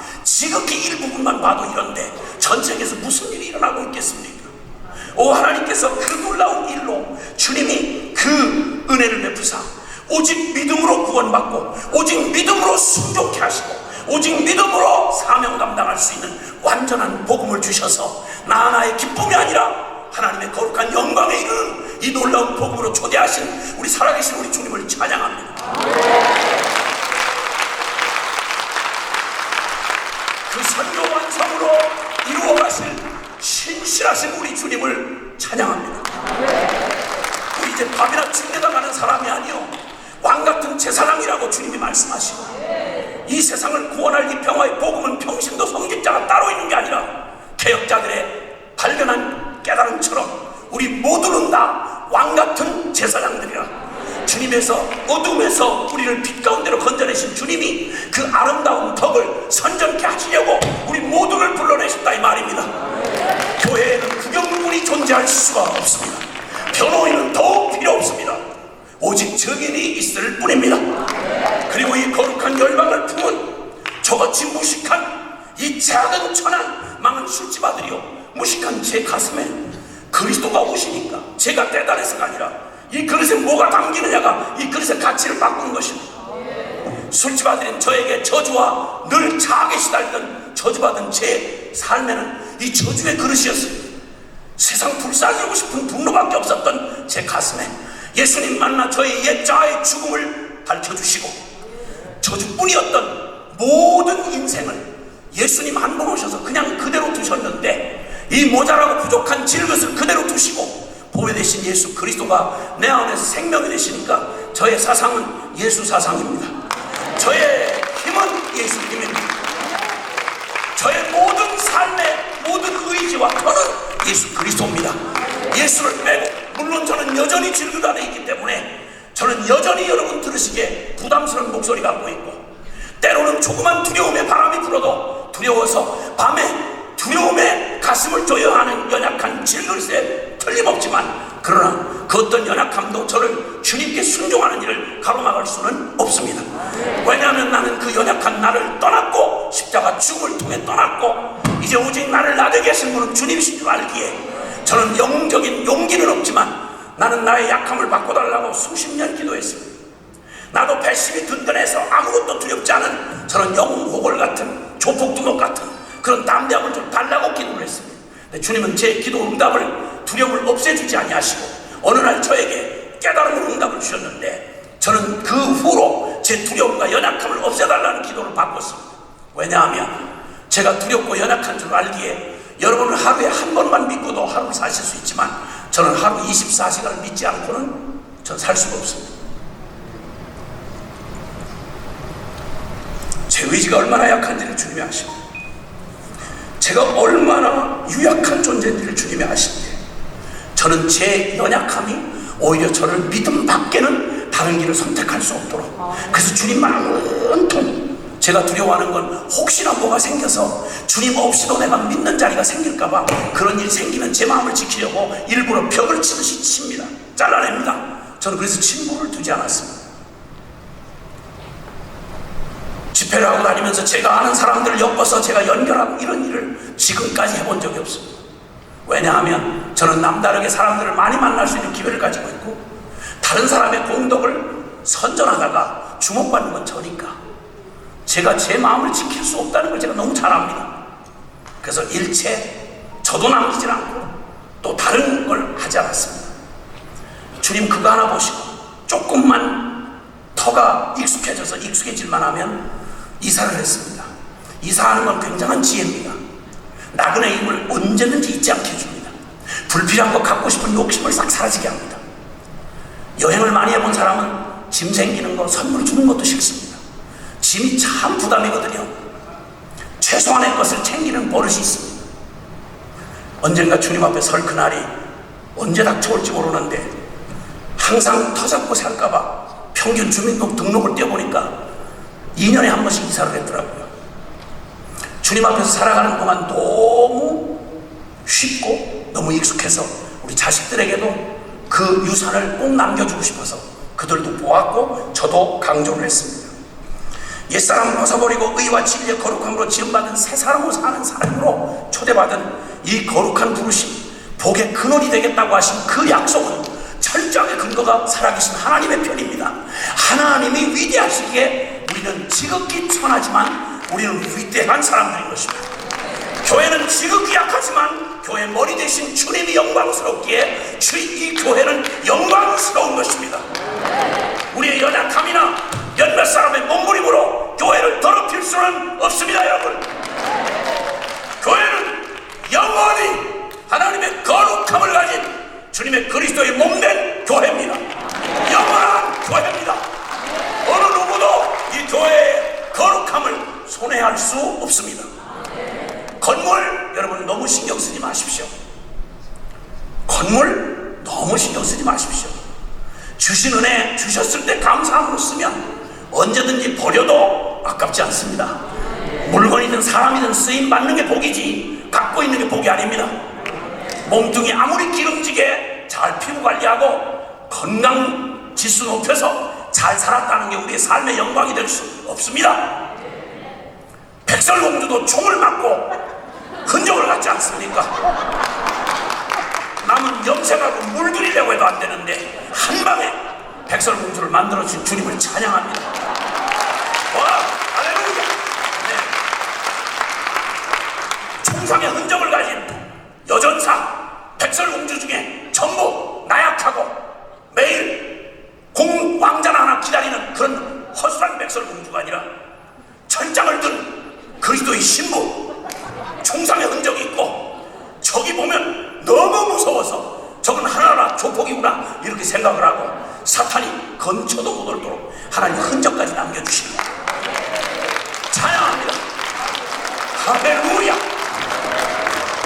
떠나서 이제는 여러분 이제 이 선교대회를 마치면서 저는 주님께서 우리에게 주시는 우리의 믿음의 선배들이 걸어갔던 그 길, 얼굴이 다르고 하는 일이 다 다르고 일생의 모양은 다르지만 똑같은 원리를 가지고 있었던 우리 믿음의 선진들이 선택했던 삶, 그들을 그들 되게 했던 이 단순한 명제, 먼저는 나를 의지하고 사람 의지하고 살아 눈에 보이는 거 의지하고 살았던 나의 병든 자아가 중심이 됐던 이 삶, 겁에 질린 나의 삶의 자리를 떠나는 것입니다. 그리고 이제는 내 계획과 통박을 따라 사는 삶이 아니라 내 계산기 따라 사는 게 아니라 주님이 지시할 땅으로 가라. 주님 말씀하시면 언제든지 주님 앞에 순종할 준비를 갖추고 내게 다른 기준이 아니라 뭐라도 필요하면 뭐라도 걸치십시오. 뭐라도 가지십시오. 그러나 언제라도 주님 벗게 하시고 놓게 하시면 언제라도 놓을 수 있는 마음으로만 계십시오. 항상 결론이 이겁니다. 하나님을 순종하는 일에 최적의 상태를 유지하라는 겁니다. 군인은 언제든지 명령에 따라 살고 죽는 군인은 전시 상태에 군인은 언제든지 몸에 밴게 명령 따라 살고 죽는 겁니다.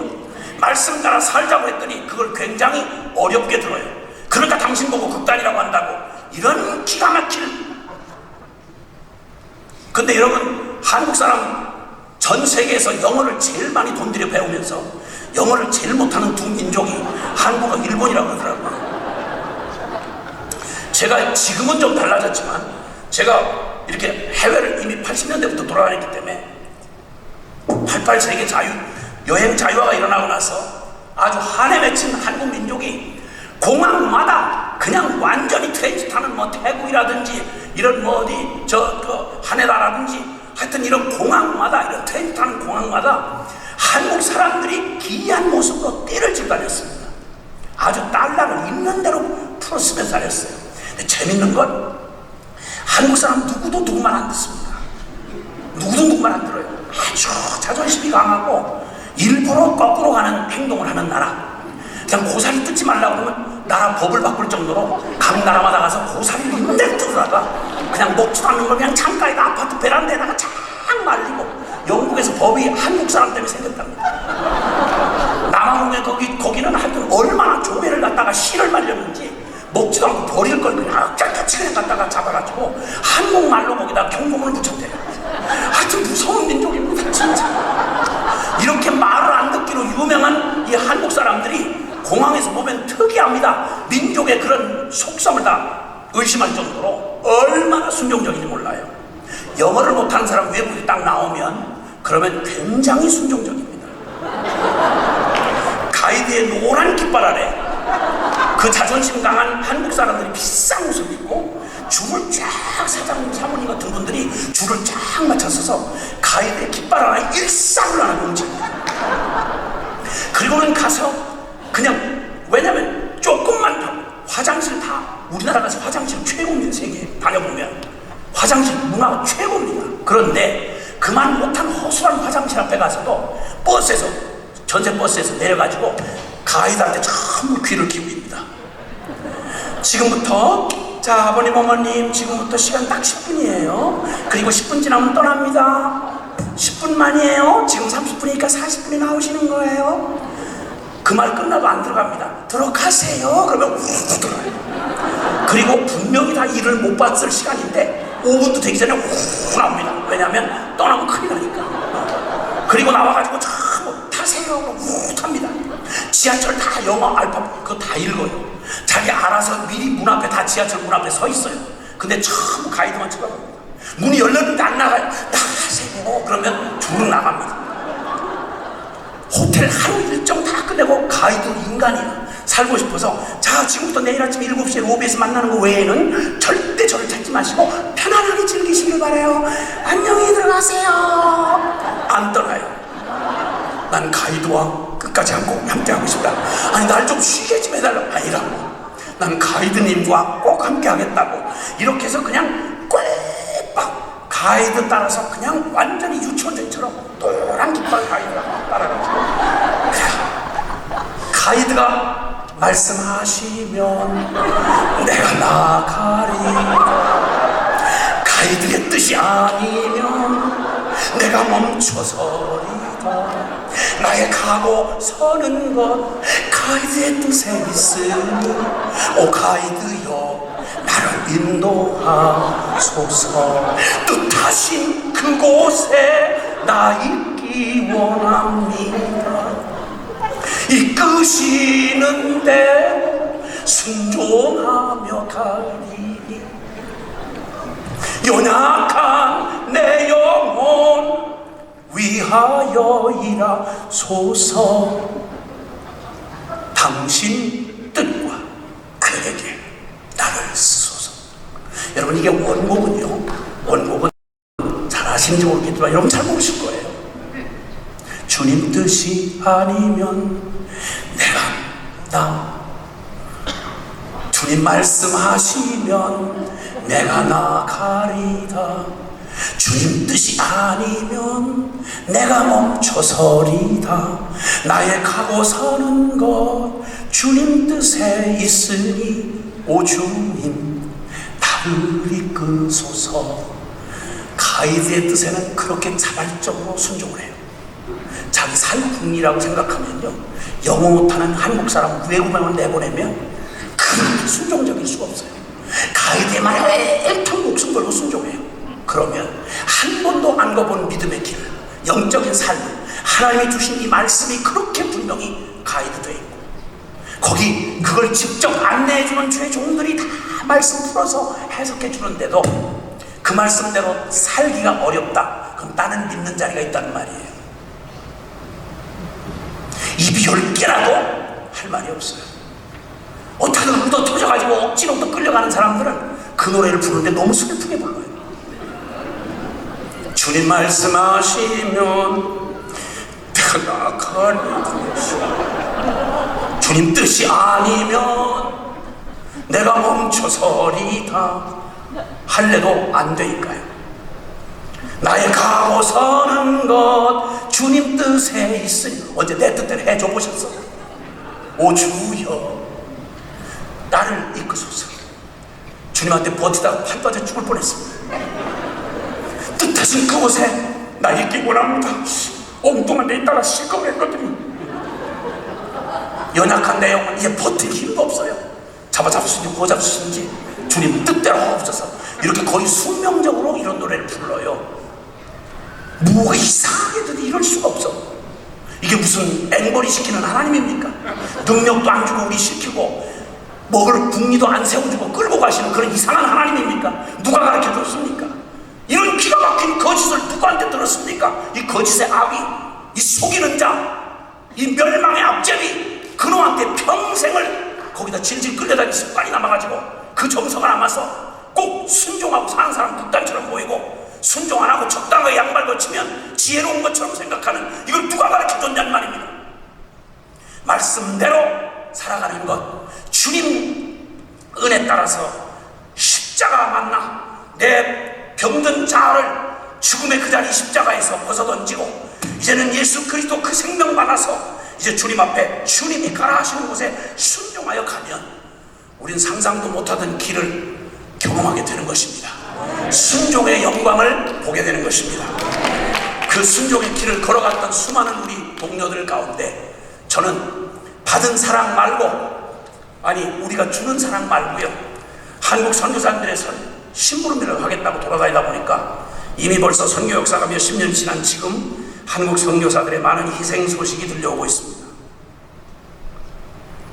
제 아는 동료 선교사가 장로 아들로 교회에서 너무 이중적인 사람들에게 실망을 하고 이를 악물고 안티 기독교인이 돼서 교회를 떠났다가 뒤늦게 주님의 사랑을 깨닫고 탕자처럼 돌아왔습니다.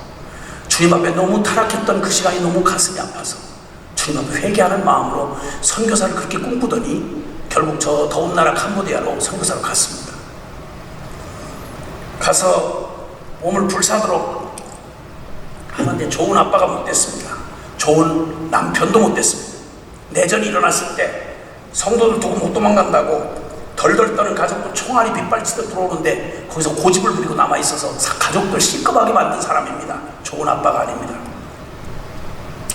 현재 한번 오리지널로 한번 선교사 해보겠다고 인터넷이나 스쿨이니 뭐 아메리칸 스쿨 이런 거 아니고 현지 학교를 보낸다고 해서 애들이 제 말도 제대로 못 배우고 어려움을 너무너무 겪어서 상처를 많이 남긴 좋은 아빠가 안 됐고 좋은 남편일 수도 없었습니다. 근데 저는 압니다. 주님을 사랑했습니다. 아는 만큼 충성을 했습니다. 그러다가 어느 날 피를 토한다는 급한 전갈이 와서 한국으로 후송을 해서 배를 열어봤더니 위 전체가 암으로 덮였어요. 하나도 안 남기고 위를 다 잘라냈습니다. 근데 항암 치료를 받는 중인데 그냥 서도 늘 토하고 막 사람이 죽을 지경인데, 근데 두고 온 늦게 순종하고 늘 죄책감이 있는 그 땅에 두고 온 영혼들 생각에 가만히 있을 수가 없는 거예요. 항암 치료 중인 몸을 가지고 고집을 부리고 녹았습니다. 거기서 마지막 혼신의 힘을 다하고 불태우다가 결국은 바싹 마른 몸이 돼서 후송되어 왔습니다. 몇 번 제가 병문안을 갔었죠. 근데 이분에게 다른 건 아닌데 자기가 하나님 앞에 이 탕자 같은 자기를 용서해 주신 하나님 앞에 너무 부끄럽고 뒤늦은 순종에 일을 끝내지 못한 게 너무 가슴이 아파서 자기를 받아들이지를 못하는 거예요. 고통이 문제가 아니라 하나님 앞에 자기가 충성 다하지 못한 게 너무 가슴이 아파하는 거예요. 그때 몇 번 병문안 뒤에 소천하셨다는 이야기 듣고 제가 장례식장에 갔더니 아빠 때문에 상처를 참 많이 받았던 큰딸이 아빠의 마지막 임종의 길에 아빠를 위로했던 말을 그 엄마가 들려주더라고요. 그 아빠의 깡마른 손을 붙잡고 딸이 남겨준 말은 이런 말이었습니다. 아빠, 어려워하지 마세요. 아빠 선교 실패한 거 아니에요. 아빠 선교 끝난 거 아니에요. 왜냐면 아빠 딸 내가 아빠 뒤를 이어서 계속 할 거니까. 아빠 제발 마음에 부담을 갖지 마시고 하나님 품에 편안히 안기시라고. 아빠 그렇게 보낸 그 딸과 사모님이 지금도 그 자리를 지키고 있습니다.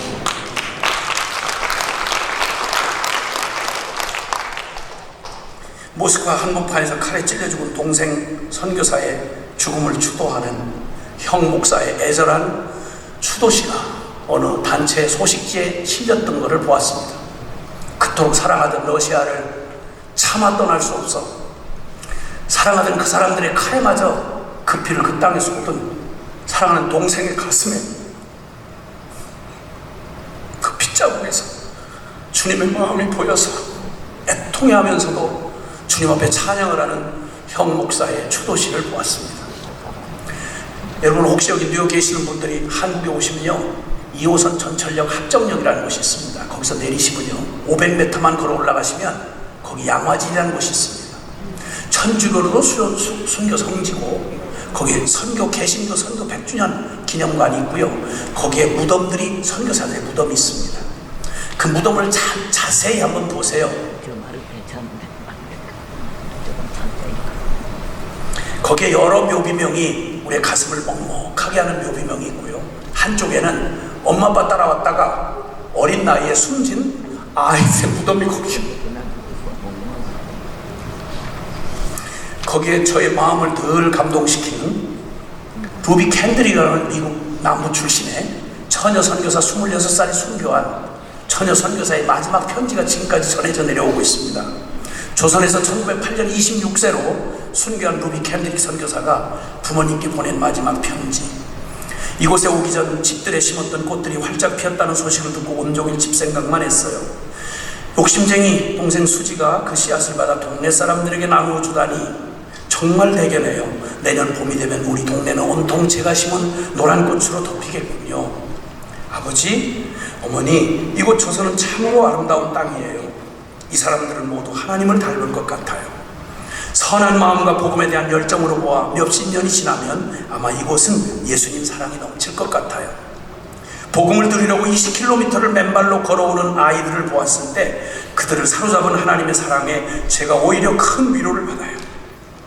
그러나 한편에서는 탄압이 점점 심해지고 있어요. 그저께는 예수님을 영접한 지 일주일도 안 된 서너 명 성도가 끌려가 순교했고, 토마스 선교사와 제임스 선교사도 순교했어요.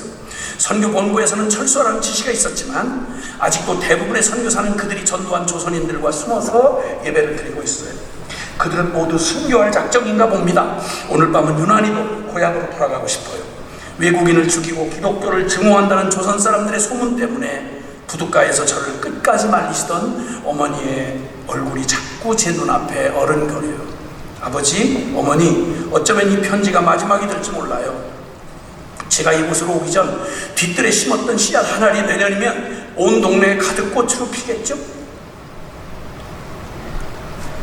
그리고 또 다른 씨앗을 만들어내겠죠. 저는 이곳에서 작은 씨앗이 되기로 했어요.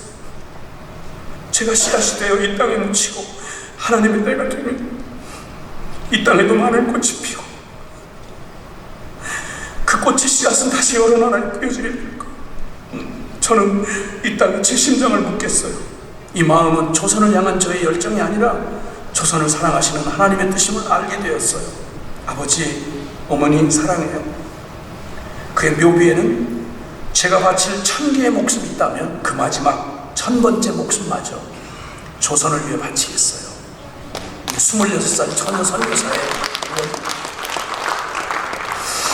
그리고는 자기를 보냈던 텍사스 윗 청년회에 보낸 마지막 편지 중에는 만일 내가 죽으면 텍사스 청년 회원들에게 10명씩, 20명씩, 50명씩 아침 저녁으로 이 조선으로 나오라고 전해주세요. 얼굴 한 번 본 적이 없었던, 어쩌면 우리의 누님이 됐을 사랑하는 하나님의 귀한 딸의 이 고백을 들을 때마다 목이 메고 그냥 꽃 한 송이 피는 거 아니구나. 씨앗이 터져 죽어 걸음이 되어 주어야 그 안에 있는 생명이 나오듯이 예수님 당신의 삶을 갈보리 천연한 땅에서 내일은 묻어가 죽은 예수님의 십자가에 흘린 피. 요한복음 20장 21절에 내가 아버지께서 나를 보내신 것처럼 나도 너희를 보내노라.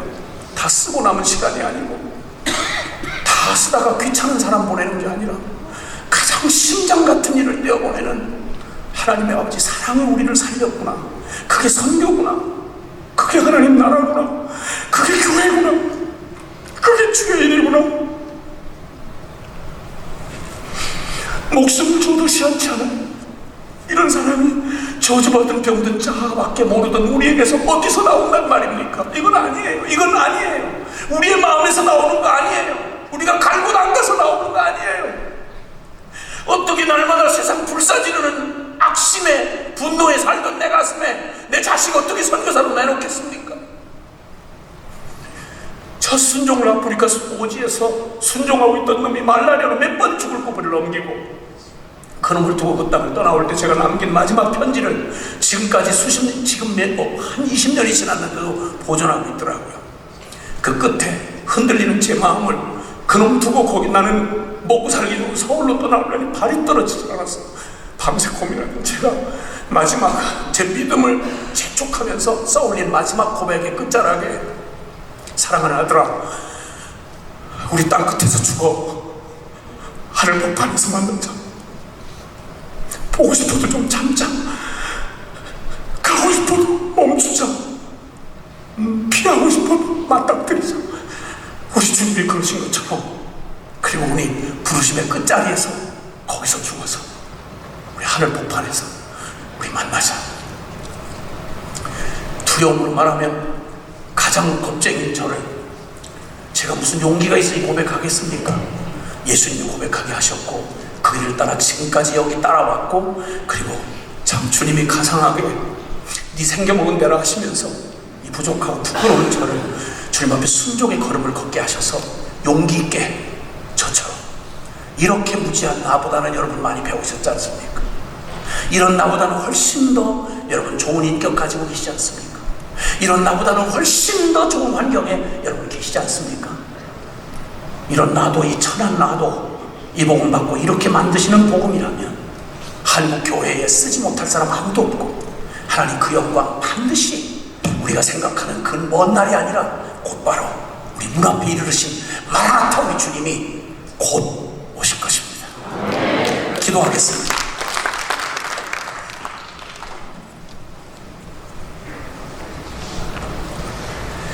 저는 사랑하는 우리 선배요, 또 동지이시며 또 제가 부러워하는 현장 선교사님들, 그리고 이 어렵고 힘든 목회의 길을 걸어가시는 목사님들, 그리고 또 주님의 부름을 받아 세상에 살지만 세상에 속하지 않은 주의 성도된 여러분과 함께 오늘 주님 앞에 가장 고귀하고 아름다운 순정의 표시를 좀 드리고 싶습니다. 저 주님 편에 서겠습니다. 주님, 저희 받아주세요. 그리고 주님, 제 삶을 그 이하가 아닌 내 기쁨으로 영광으로 나아가도록 주님, 저의 삶을 받아주십시오. 이렇게 고백하고 결단하기를, 다시 한번 결단하기를 원하시는 분, 우리 두 손을 좀 높이 드십시다. 주님을 향해서 말입니다. 지금까지 살아오신 걸음이 그러했다면 더욱 주님 변함없어요. 제 고백은 여전해요. 주님이 변하지 않는 것처럼. 만약 오늘 이 자리가 여러분의 생애 처음으로 내 삶의 자리를 떠나고 이제는 오직 주님으로 인하여 사는 하나님 앞에 드려지는 기회가 되는 분이 있다면 기꺼이 여러분 삶을 주 앞에 드리는 순종으로 여러분의 믿음을 보여주시면 좋겠습니다. 감사합니다. 두 손을 들고 우리 주님 앞에 여러분의 고백으로, 주님, 나를 받아주시옵소서. 그리고 나의 삶의 자리를 이제 뿌리를 뽑듯이 내 삶의 자리를 떠나서 이제는 주님 부르시는 그 자리로 복의 근원이 되어 기쁨으로 영광으로 이 온 세상을 구원할 이 어마어마한 복음을 가진 위대한 생애답게 주님, 저를 주의 손에 올려드립니다. 나를 받아 축사하시고 써주시옵소서. 우리 함께 다같이 사랑하는 주님의 그 이름을 우리 한번 간절히 부르고 통성으로 기도하겠습니다. 주여, 사랑하시는 아버지 하나님, 주여 감사합니다. 주님, 사랑하는 주님 감사합니다. 주여, 주여, 주여 감사합니다. 오 주님, 복의 근원이 되리라. 너는 온통 진정한 이 집을 떠나 내가 지시할 땅으로 가라.